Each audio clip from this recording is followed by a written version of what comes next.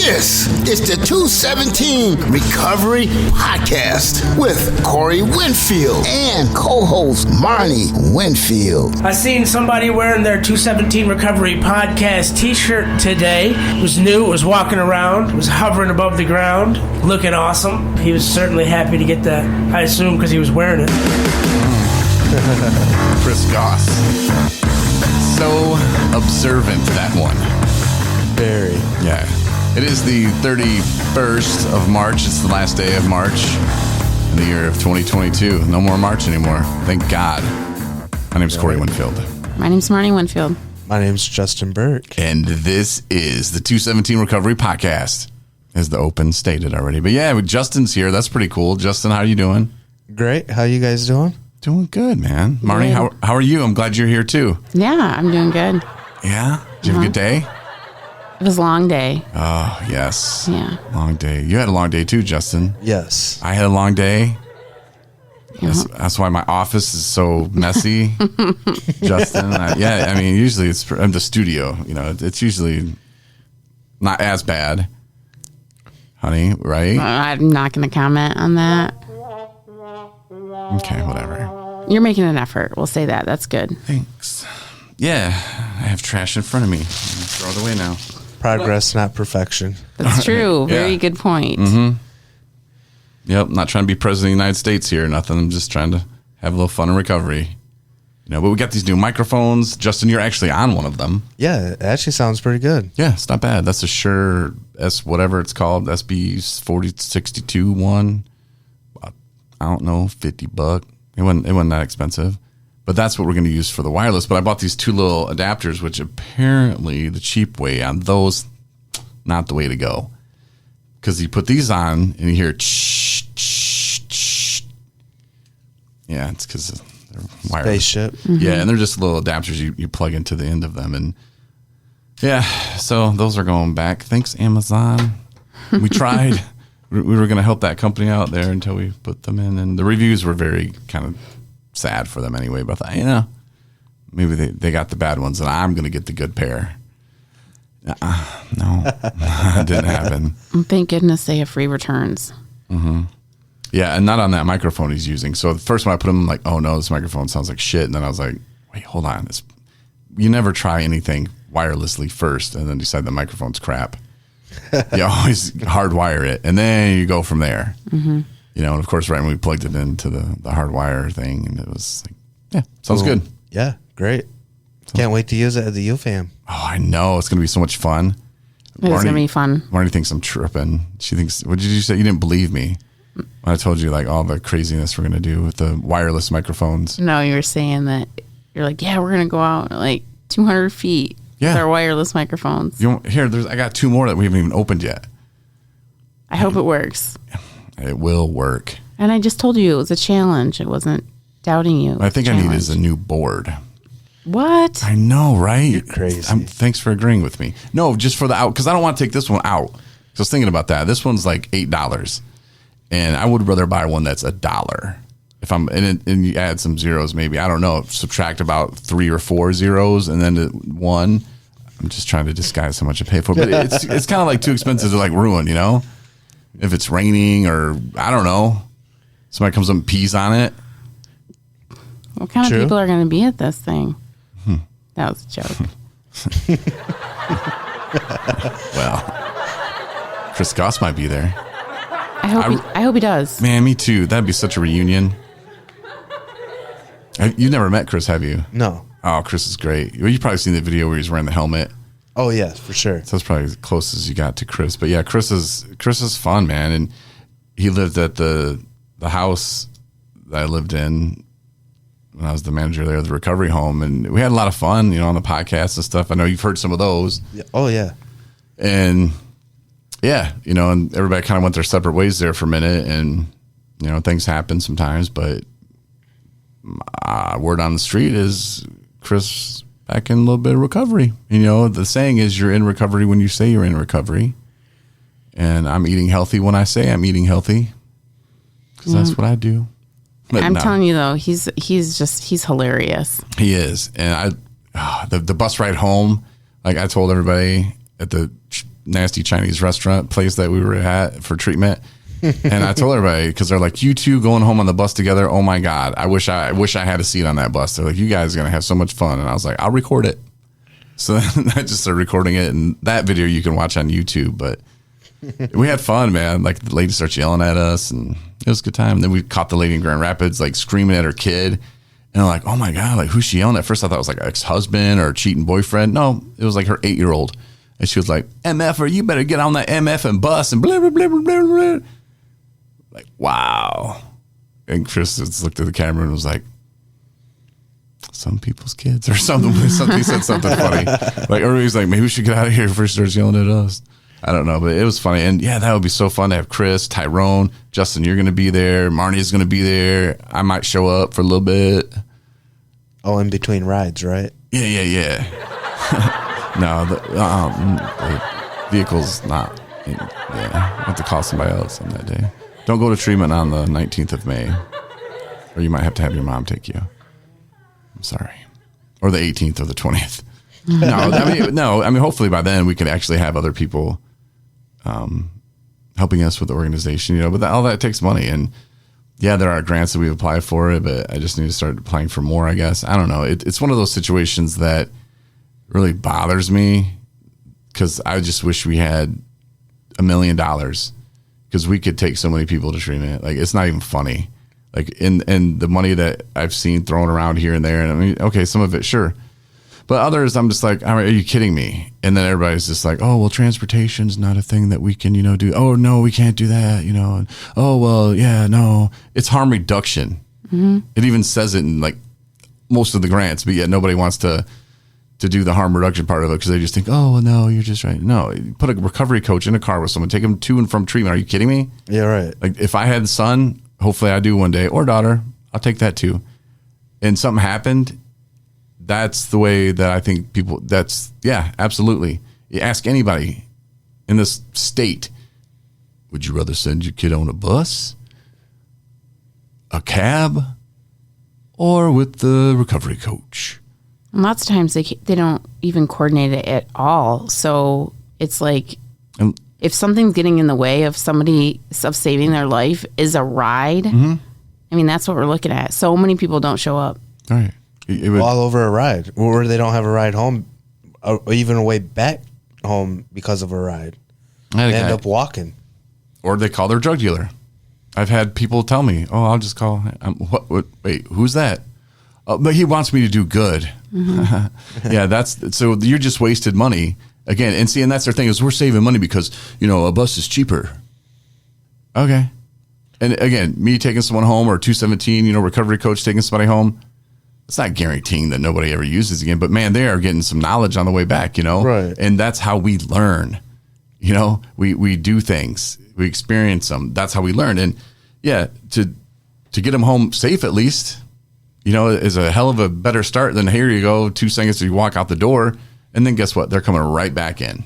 So you tell me that saved you money. Mm-hmm. Yeah. You save $40, but then, and then the person who relapsed feels like shit because, they didn't even make it home.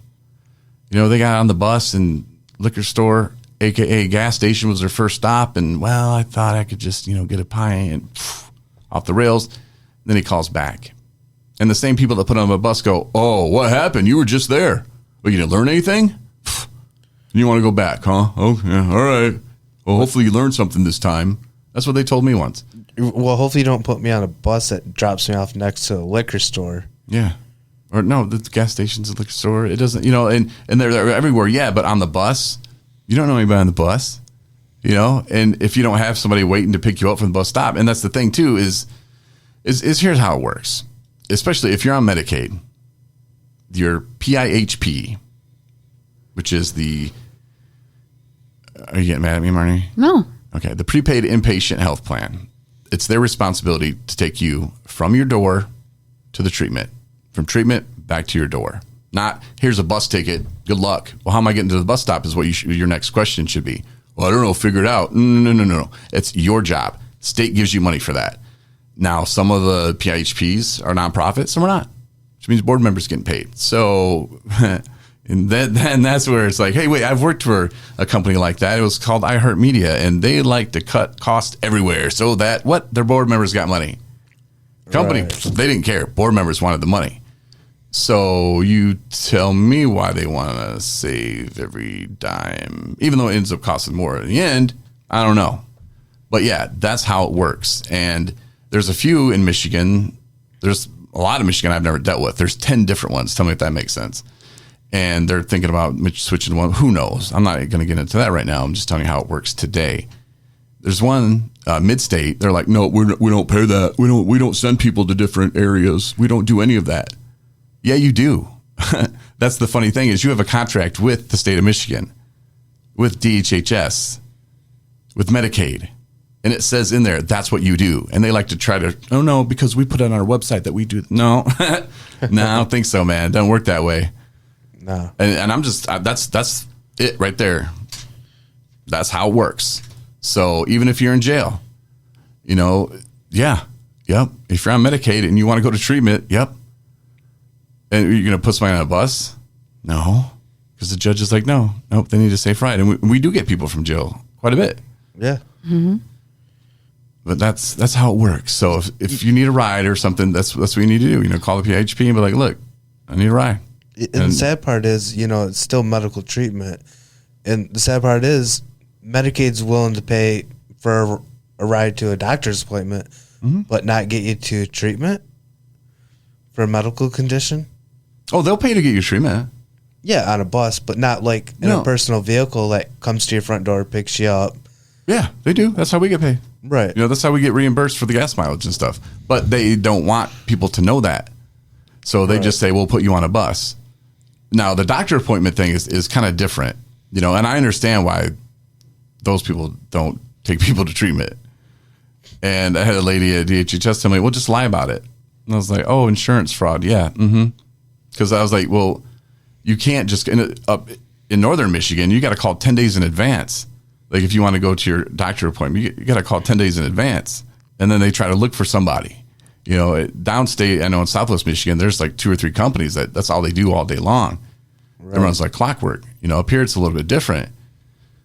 And it's just it's a struggle. But yeah, I can understand why those people, it's sometimes older people driving, they're retired, want something to do, and they don't make a lot of money as drivers, so the company can kind of afford to do that. But I think some of them would lose their mind, and some of the situations sometimes aren't always the best. Somebody's really withdrawing really bad, and depending what drug they're on, might think you're a cop, want to stab you through the seat or something, got to freak you out a little bit. But I can see why. But recovery coach, we're peer recovery coaches. We've been there. We understand.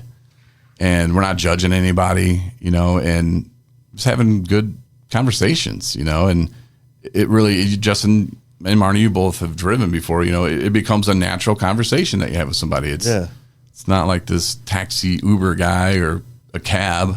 Mm-hmm. They can choose that route too. Lots of times when, especially on the way there, I've noticed that when you're having conversations with them, they're headed into what potentially could be a life-changing experience. Yeah. And this is an opportunity. There's a window of opportunity for you to share that experience, strength, and hope and get them excited about it.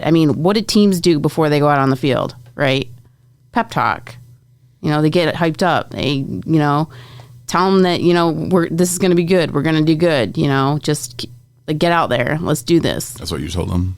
No, I'm just saying that's what I did. That's what I told my rides. Get out there. Get out there. Go do that. No.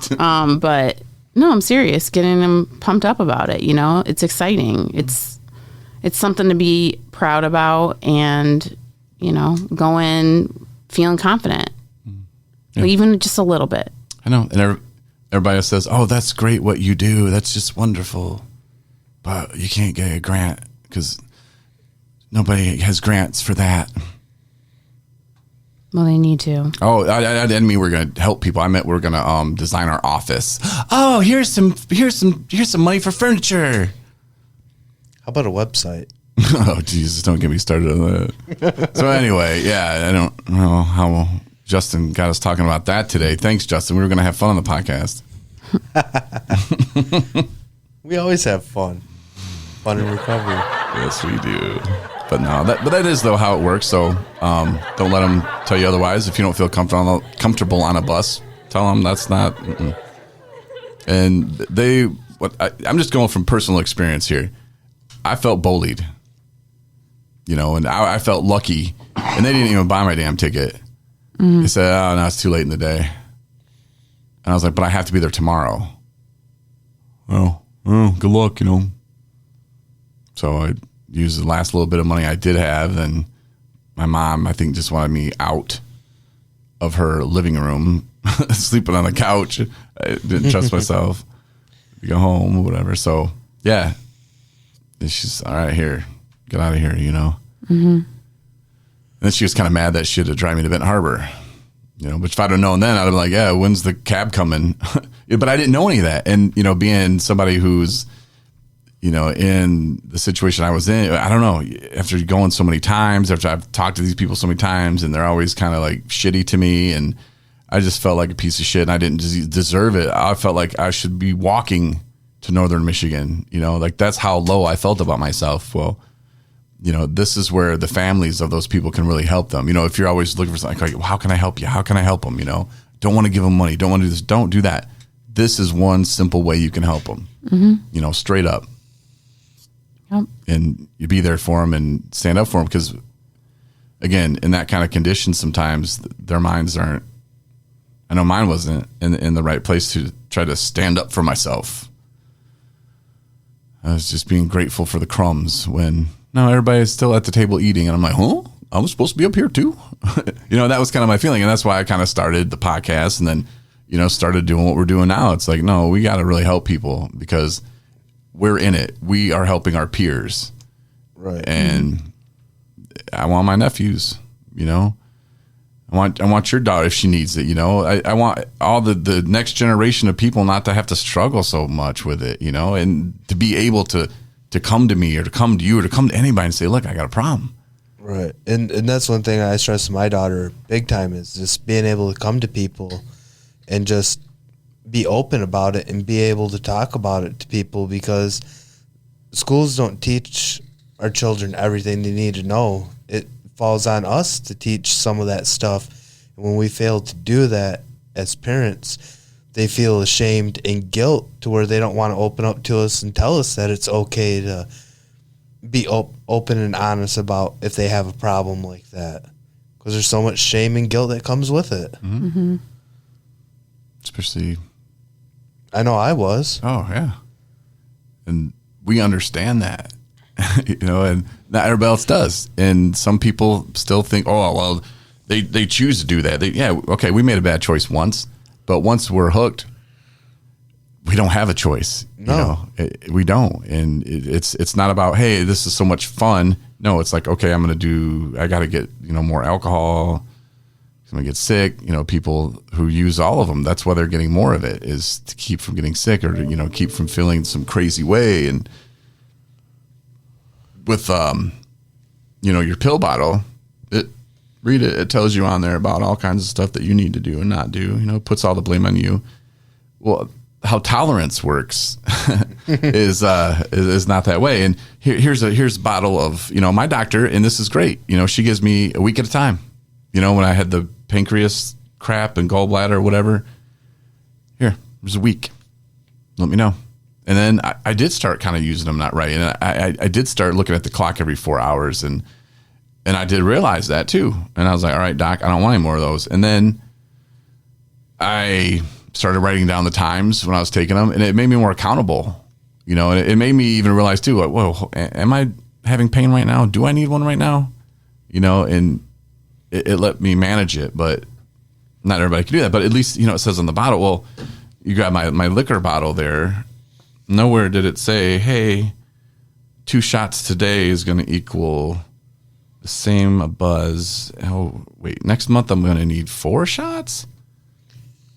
Well, I'm going to need, in 6 months, I'm going to need this whole damn bottle to get the same effect. Wait, huh?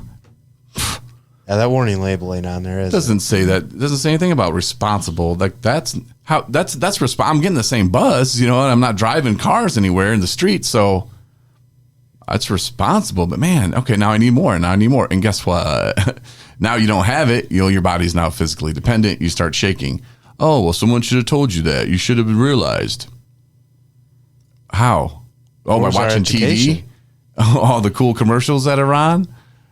Yeah. Oh, how about we go to the gas station on the way home and let me run in for some smokes. And that quitting smoking cigarettes will save you a lot of those journeys into the gas station where they have cigarettes, of course, but they're back behind the counter. Ain't nobody touching those. Some of them sell vape thing. They're back there too. There's your alcohol. Oh, that's right by the Yahoo and the energy drinks.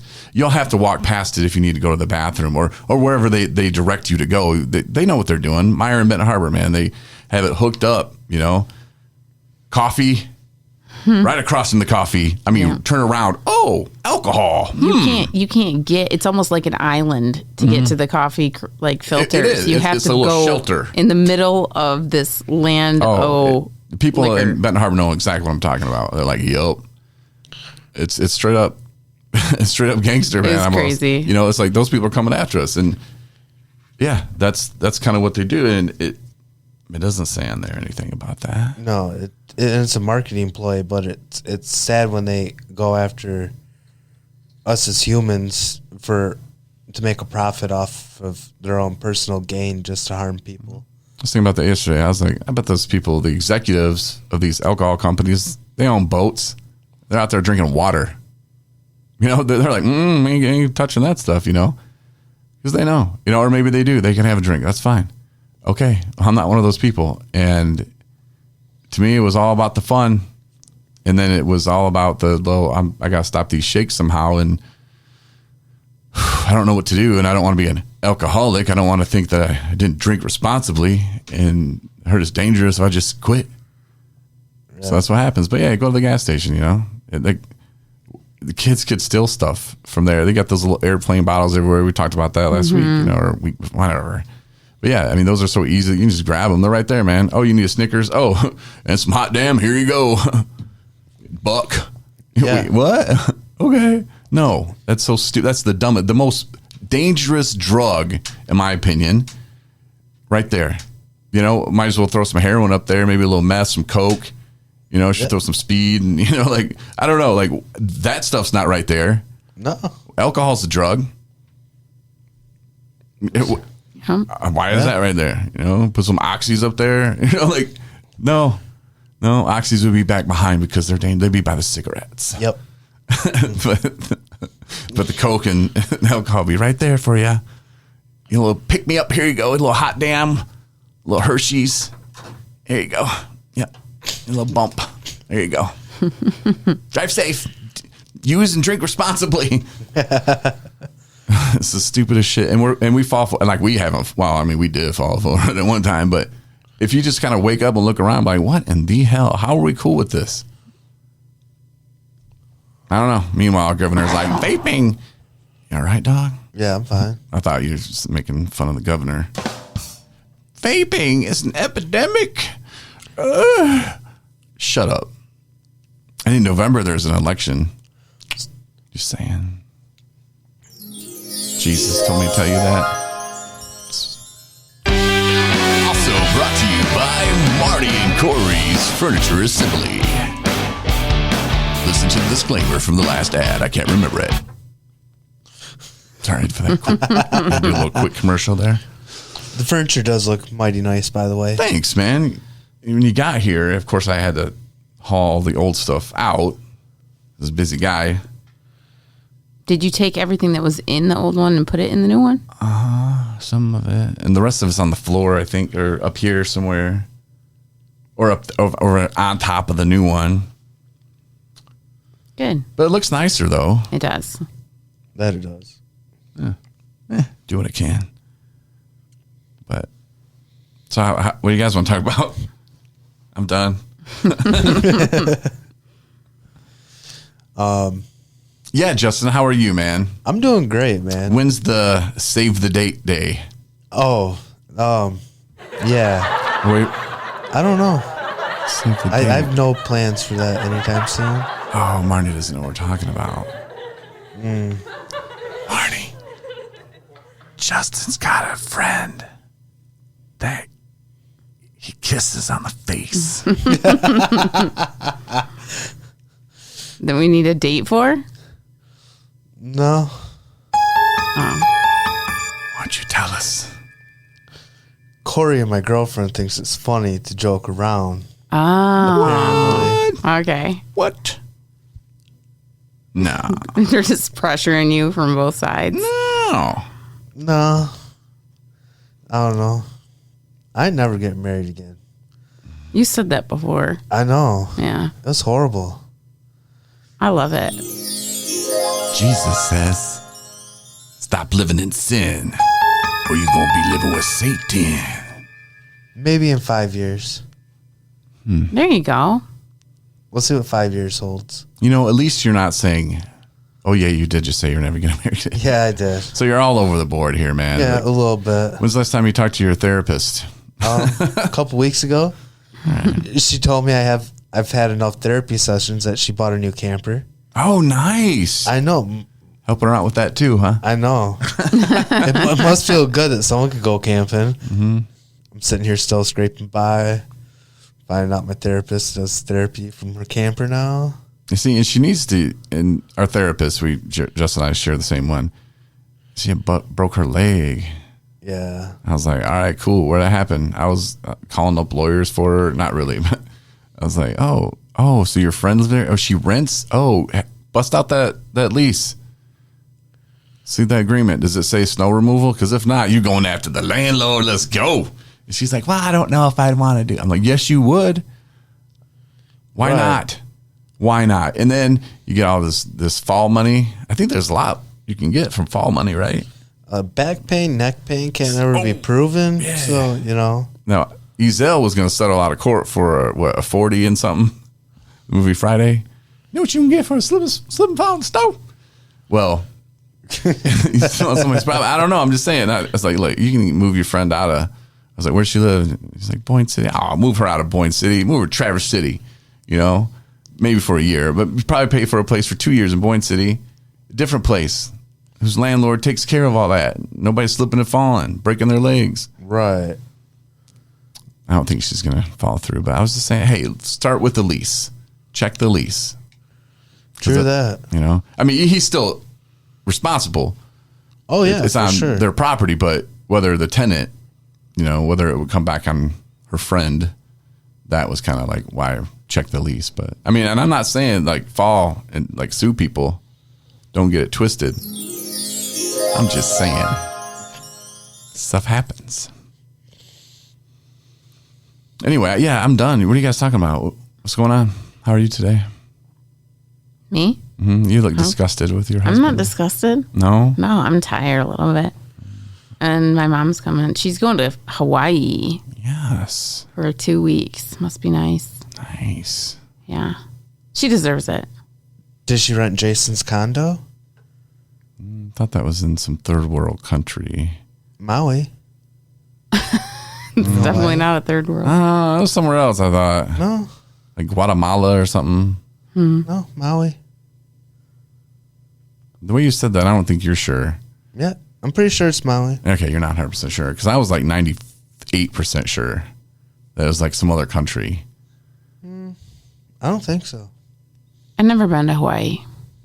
You been, Dustin? Should we go? Hey, we should go there with our comedy tour. Well, you get done with that comedy performance that we went to, and he's like, we get in the car and there's a little bit of science, and he's like, I could do that. I'm sure he I still could do that. I'm like, you could. I could. I know you could. I mean, when I got done with that thing in Pawpaw, Jonathan came up to me or whatever and was like, bro, you didn't tell me you were a comic. Yeah. I was like, I can tell you, I was a lot of things. I said, buy a shirt. I took his money. Not really. But no, I don't know. Like, if I really thought about it, I probably could. But I just wing stuff a lot. Mm-hmm. But yeah, I don't know. But I think I could do that. And Jay Moore, he was pretty funny. He had some really good, it's that moments that'll catch you off guard that you come back with that are really funny. And Jay had some of those. Like this place, Justin, you should have seen it. Like this office makes that stage in that area look like this looks like Hollywood compared to what that stage was. I mean, it was so rinky dinky, and they're all making fun of it. Like he turns around, you can like see the people at the red light, you know, and he's like, I didn't know I was up here performing people at a red light tonight, you know, so he mooned them, you know, and then he's like, that apartment across the street, man, he's like, nobody's been in there. Anytime I come up here, he's like, how about a couple people run over there and do some oral or something, he said, you know, and they told the guy that was being an idiot drunk guy, that guy who was, of course, sitting next to Marnie and like another one right behind us, he told them, hey, why don't you guys go over there and put on a show for us, you know. People thought it was funny. It's those like off the cuff moments that are just really, really funny, I think. Yeah, he did really well with that. Comedians, because you can have your jokes and your stories that you're going to tell, but some dude's watch or phone went off with their alarm. He's like, he didn't skip a beat. It was 10:30. He's like, who the hell sets an alarm for 10:30 on a Saturday? He's like, and he kept saying, you know, that this is the whitest city I've ever seen, because it was like all white people there, you know, which kind of goes with his audience anyway, you know. It wasn't that just there's only white people in Grand Rapids. Clearly that's not the case, but you know, that's his audience. But he's just like, my God, you know, and he's like, what is episode of Dukes of Hazzard or something like that? You know? He's like, yeah, oh, it's Saturday night, you know, like 10:30 at Dukes of Hazzard's on, you know. It's like, who the hell sets your alarm for that? That was pretty funny. So where'd you guys see him at? Grand Rapids at, I don't know, it was one of the worst places you could ever. It was actually above a place called Creston Brewery. Yeah, we got, ironically enough, got a sign. Like I didn't even realize at the time. I took a picture of Marnie and I, and then behind us there's like Creston Brewery. Oh, like all right, well. But we weren't drinking. We were our recovery stuff. People were pretty respectful. We met other people that were in recovery there too, like a big group of them. They were really cool. They listen to the podcast now. One of them does, and he checks us out. So much love. And it was just one of those things, you know, but I'm glad that they had it there. It wasn't obviously a comedy club, but it was still cool to go see a show. It was my first comedy show, I think. It was my first ever. COVID, yeah. I've never been to one. It's an experience. I've been to lots of concerts over the past year, but no comedy shows. What would you recommend about it, honey?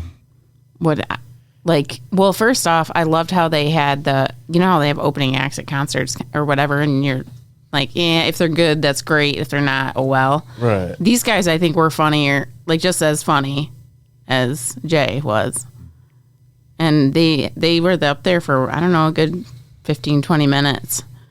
And it's, I don't know, it's kind of like but you have to count on the audience to like be kind of quiet and, you know, and obviously you laugh when you're supposed to laugh and whatever, but like, I don't know, it was really cool. I liked it. Any other tips you would give Justin? No. So you went with the pro. Get the VIP. Get the VIP. Get the Honey, VIP. could you imagine it being like back by those commoners? That's true. I mean, You did, it wasn't probably that much more than a regular ticket. like $10 a ticket or something, maybe even $5. It was like nothing more. Really? Mm-hmm. We got one of the 3 tables, a little round table in front, and they were making fun of that too. They're like, Jesus Christ, like really? Like all these people, you got 3 little ass tables. Okay, like what are you guys, VIP? And then we all laughed. Yep. He's like, my God. but right front row, right on side stage. You know, and Marnie at first was like, I don't know if I like these seats, but they were really good. They were really good. And okay, maybe we could have been in the middle, but then we had more people behind us. I liked it. Yeah. It was good. But yeah, get the VIP, man. It's so worth that. But do you think it would have been better to go to his first show? No. Because we were at the last show that he did there. Like that was he'd worked all his kinks out. You know, he kind of knew a little bit more about the city. But as far as like with the drunk people, yes. Yeah. Yeah. Because one was at 7 and one was at 9:30.